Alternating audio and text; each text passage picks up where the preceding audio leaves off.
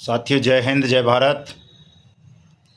मैं मदन लाल आज़ाद, संयोजक संस्थापक ठगी पीड़ित जमाकर्ता परिवार और all India bike board taxi union, आज दिनांक 2 जुलाई 2024 को आपके समक्ष प्रस्तुत हूँ राजधानी दिल्ली से। बहुत सारी बड़ी खबरें हैं, बड़े समाचार हैं देश के 42 करोड़ ठगी पीड़ित जमाकर्ता परिवारों के हित में आज। लेकिन साथियों, साथ ही एक ऐसा हादसा हो गया है हमारे पड़ोस के जिले हाथरस में,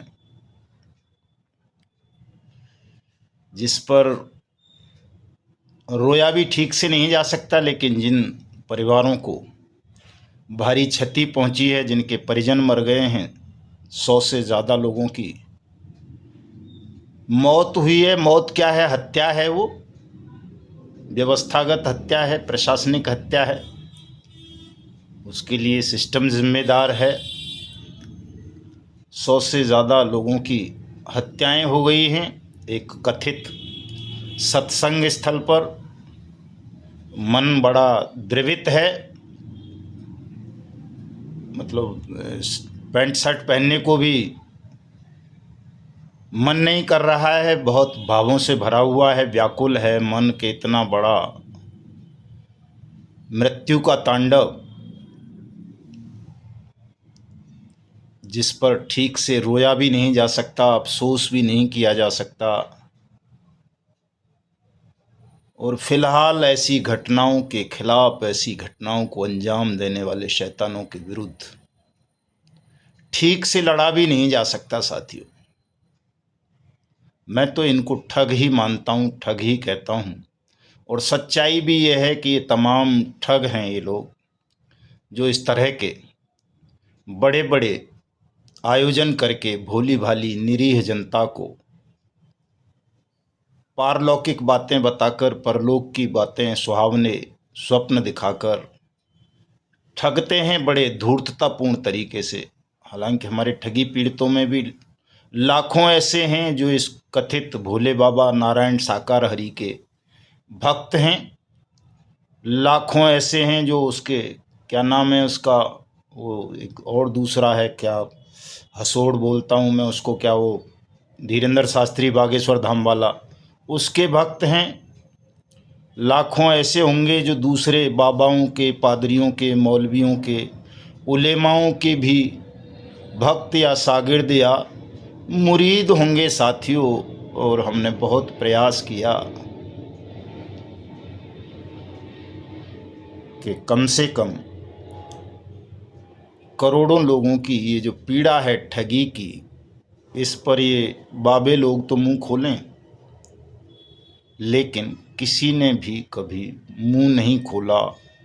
देश में करोड़ों लोगों के साथ ठगी हो जाने पर वो इसे पता नहीं क्या क्या कहकर लोगों को झूठी सांत्वना देते रहे।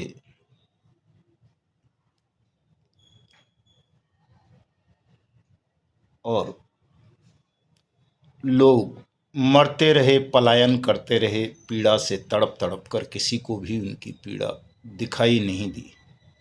5 लाख से ज़्यादा हमारे ठगी पीड़ित साथी अब तक दुनिया से अपनी जीवन लीला स्वयं समाप्त करके जा चुके हैं। साथियों, बहुत दर्दनाक है। 1250 तो सैनिकों ने अपनी जीवन लीलाएं समाप्त की हैं ठगी प्रकरणों का शिकार बन जाने के कारण।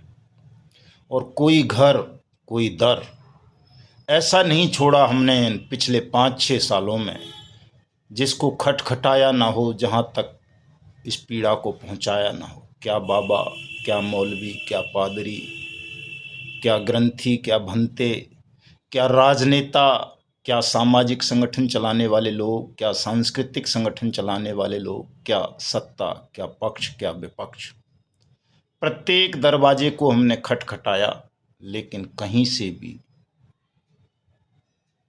ऐसा भरोसा हमको नहीं दिया गया कि वो इस इतनी बड़ी समस्या पर, करोड़ों लोगों की पीड़ा पर कोई सार्थक पहल करेंगे। आज भी आप देखते होंगे विधानसभाओं में भी ये मामला उठते हैं, ठगी वाले पार्लियामेंट में भी उठते हैं, लेकिन जैसे ही भुगतान की गारंटी के अधिकार, अनियमित जमा योजनाएं पाबंदी अधिनियम 2019 का नाम आता है, वहाँ प्रत्येक विधायक, प्रत्येक सांसद, प्रत्येक मंत्री के मुंह में दही जम जाती है। कोई भी इस पर मुंह खोलना नहीं चाहता। तो जब मैं सोचता हूँ कई बार, तो मुझे लगता है कि न बाबा मुंह खोल रहा है कोई, न नेता कोई मुंह खोल रहा है, न कोई सेलिब्रिटी मुंह खोल रहा है। तो इसका मतलब है कि प्रकृति ने, समय ने, कुदरत ने कोई ऐसा खेल रच रखा है जो निकट भविष्य में इस पूरे बेईमान सिस्टम और ठग साम्राज्य को निगल जाएगा। कोई ऐसा चक्रवात आने वाला है हिंदुस्तान में, जिसमें फंसकर तमाम ठग और बेईमान अपने सर्वनाश को आमंत्रित कर लेंगे। हमने बहुत प्रयास किया साथियों, बहुत रोए हैं, बहुत गिड़गिड़ाए हैं, सरकार का भी समर्थन करके देख लिया, उनकी भी प्रशंसा भी की, उनका धन्यवाद भी ज्ञापित किया, अभिनंदन भी किया कि आपने भारत के करोड़ों ठगी पीड़ितों के लिए भुगतान की गारंटी का अधिकार, the banning of unregulated deposit schemes act बनाकर बहुत अच्छा काम किया। इसलिए आप धन्यवाद के, बधाई के, अभिनंदन के पात्र हैं। लेकिन अब आप इस कानून का ठीक से क्रियान्वयन करा दें और देश के करोड़ों नागरिकों का भुगतान अविलंब आरंभ कराएं। इस चीज़ का लाभ सत्तारूढ़ भारतीय जनता पार्टी को इलेक्शन में मिला भी हमारे समर्थन का। वो कोई माने या न माने वो अलग बात है, लेकिन सत्य को कौन और कब तक झुठला सकता है साथियों। उनको लाभ हुआ निश्चित रूप से, लेकिन वो पुनः तीसरी बार सत्ता में आने के बाद भूल गए कि उन्हें अपने वचनों के अनुसार अनियमित जमा योजनाएं पाबंदी अधिनियम 2019 के क्रियान्वयन पर काम करना था और देश के करोड़ों ठगी पीड़ितों का भुगतान उनकी जमा राशि का 2 से 3 गुना 180 दिन में करना था। भूल गई भारतीय जनता पार्टी भी इसको दोस्तों, प्रधानमंत्री भूल गई, विपक्ष तो भूला ही हुआ था, चूँकि उसमें 50% ठगी हैं विपक्ष में भी, और सत्ताधारी दल में तो 90% हैं। मैं तो दावे से कहता हूँ, पहले भी कहता था, आज भी कह रहा हूँ, मुझे कोई भय नहीं है किसी का। अब तो बिल्कुल भी भय नहीं है, चूँकि अब तो कपड़े भी उतरने की नौबत आ गई है। ज़मीन पर पहले से ही बैठे थे, तो यहाँ से नीचे तो कोई ले जाने से रहा। ज़मीन पर बैठे हैं, ज़मीन पर बैठ के लड़ाई लड़ेंगे। और इसीलिए साथियों, हमने हफ्ता भर पहले ये आह्वान किया था कि आगामी 2 जुलाई को हमारे संगठन के तमाम साथी राष्ट्रव्यापी स्तर पर अपने अपने क्षेत्रों में ज्ञापन देकर सरकार को चेतावनी देंगे कि 31 जुलाई तक उसने अगर देश की ठगी पीड़ितों का भुगतान अनियमित जमा योजनाएं पाबंदी अधिनियम 2019 के अंतर्गत आरंभ नहीं किया, तो शहीद आजम ऊधम सिंह जी के शहादत दिवस 31 जुलाई से हम सरकार के खिलाफ देश भर में असहयोग आंदोलन आरंभ कर देंगे। हमारी इस अपील का जबरदस्त रिस्पॉन्स मिला साथियों। आज देश में एक दो नहीं, दर्जनों नहीं, सैकड़ों स्थानों पर हमारे साथियों ने, और जो हमारे साथी नहीं थे उन्होंने भी प्रधानमंत्री के नाम, राष्ट्रपति के नाम, नेता विपक्ष लोकसभा राहुल गांधी के नाम और अपने अपने राज्यों के चीफ मिनिस्टर्स के नाम डीएम्स को, एसडीएम्स को, कमिश्नर्स को ज्ञापन सौंपे। उन्हें बताया कि या तो आप भुगतान करें या फिर 31 जुलाई से असहयोग आंदोलन का वार झेलने के लिए तैयार रहें। हम सरकार का प्रतिकार करेंगे और शासन चलाना दूभर कर देंगे प्रत्येक उस व्यक्ति को जो भी अनियमित जमा योजनाएं पाबंदी अधिनियम 2019 की अनुपालना नहीं करेगा। हम उसे अपराधी घोषित करेंगे। लापरवाह तो हैं ही, 5 साल से ज़्यादा हो गया कानून बने हुए, आज तक जो है भुगतान का प्रोसेस आरंभ नहीं किया। लेकिन केवल लापरवाह नहीं है, ये लोग अपराधी भी हैं जो कानून की कुर्सी पर बैठकर कानून की अनुपालना नहीं कर रहे हैं। और साथियों, इनको अपराधी घोषित करने के लिए, इनको इस अपराध का दंड देने के लिए आपका संगठित होना बहुत ज़रूरी है। आप सबको अब संगठित हो जाना चाहिए और अपनी पीड़ा को, जिस तरह आज आपने सामूहिक स्वर दिया है 2 जुलाई को, 31 जुलाई से और इस स्वर को बुलंद करना है साथियों। देश के तमाम राज्यों में, चाहे महाराष्ट्र हो, कर्नाटक हो, उड़ीसा हो, गुजरात हो, वेस्ट बंगाल हो, उत्तर प्रदेश हो, उत्तराखंड हो, दिल्ली हो, हरियाणा हो, हिमाचल हो, राजस्थान हो, छत्तीसगढ़ हो, मध्य प्रदेश हो या दूसरे राज्य हों, सभी राज्यों में आज ज्ञापन दिवस मनाया गया है। और कहीं कहीं से तो इतने ज़बरदस्त वीडियोज़ और फोटोज़ आए हैं कि देख कर के उनको सीना गर्व से चौड़ा हो जाता।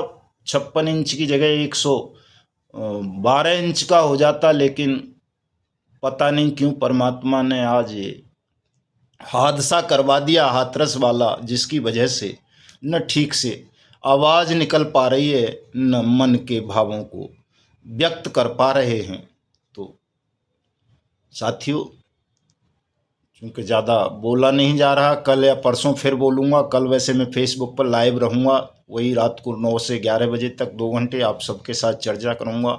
आप जितने भी साथियों ने आज के कार्यक्रम में हिस्सा लिया है, उन सबको मैं कोटि कोटि वंदन, अभिनंदन, प्रणाम करता हूँ। अपनी ऊर्जा को इसी तरह बनाए रखना, बचाए रखना, इसमें और बढ़ोतरी करना, और बहुत जल्द ये बेईमान सिस्टम और ठग साम्राज्य ध्वस्त होने जा रहा है।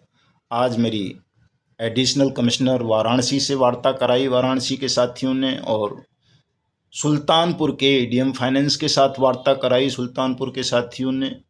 उनको ये तक नहीं पता अभी भी अधिकारियों को कि उनको बट्स एक्ट 2019 के अंतर्गत करना क्या है। साथियों, ये आपको जानना है। ये एक्ट की बुक में दिखा रहा हूँ आपको, इसके पेज नंबर 7 पर अध्याय 3 में 7वीं जो धारा है बट्स एक्ट की, वो आपको देश के तमाम additional commissioner, commissioner, SDM, DM, ADM, तहसीलदार को पढ़वानी है, ताकि उन्हें पता चल सके कि उन्हें इस एक्ट में क्या ड्यूटी सौंपी गई हैं। सबसे पहले तो आपको खुद पढ़नी है। हमारा प्रत्येक पदाधिकारी ये 2 बुक जरूर अपने पास रखेगा। एक सक्षम या सहायक सक्षम अधिकारी को देगा, उसको खुलवाएगा वो पेज, और एक खुद खोल के बैठेगा और उसे बताएगा कि इसमें क्या क्या उसकी ड्यूटी बताई गई हैं, उसको करना क्या क्या है। साथियों, वो सुल्तानपुर वाला तो पूछ रहा था कि जी मेरे ज़िले में तो ना प्रॉपर्टी है, ना मेरे ज़िले में कंपनी थी, तो मैं क्या करूँ। तो इसमें जुर्माने का प्रोविज़न है, तुम जुर्माना कर सकते हो। जुर्माना भी कोई छोटा मोटा नहीं है। प्रत्येक आवेदन पर 1 लाख से लेके 50 करोड़ रुपए तक का जुर्माना अधिरोपित करने का अधिकार तुम्हें दिया गया है। और अगर तुम केवल जुर्माना अधिरोपित कर दो तो उस जुर्माने से पीड़ित आवेदक का भुगतान हो सकता है। उसके लिए किसी प्रॉपर्टी की ज़रूरत नहीं है। तो बहुत सारी चीज़ें हैं साथियों, जो मैं कल आपके साथ चर्चा करूंगा, बताऊंगा।